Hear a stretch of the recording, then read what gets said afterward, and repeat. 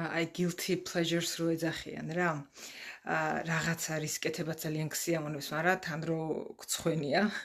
ესე ვუყურებ ხოლმე ერთი კაცის ბლოგები არის, მოკლედ ეს კაცი არის, 70 წელს გადაცილებულია და რაღაცებში არ ვეთანხმები მოკლედ ამ კაცს რა.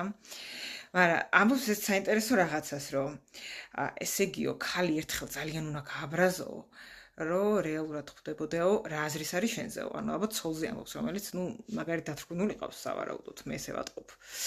ხო და მოკლედ ჯერ ერთი ადამიანი არ უნდა მიიყვანო ისეთ მდგომარეობამდე, რომ მე რაღაც საშინელებები თქვას შენზე. ანუ არ უნდა დაუგროვო გაზები ისე, რომ მე შამპანური რო იხეთქავს და ასე შემდეგ.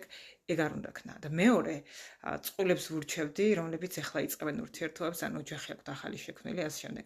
ანუ კამათის დროს ისეთი რაღაცები არ უნდა უთხრათ ერთმანეთს, რის შემდეგაც მე ძალიან შეგრცხვებათ, რომ აი ეს როგორ ვაკადრე, ან როგორ მაკადრა. იმიტომ რომ კონფლიქტი გადაივლის და თქვენი ურთიერთობა დარჩება და ეს ჭრილობები, შეიძლება შეხორცდეს, მაგრამ შრამად მაინც იქნება თქვენს ურთიერთობებზე.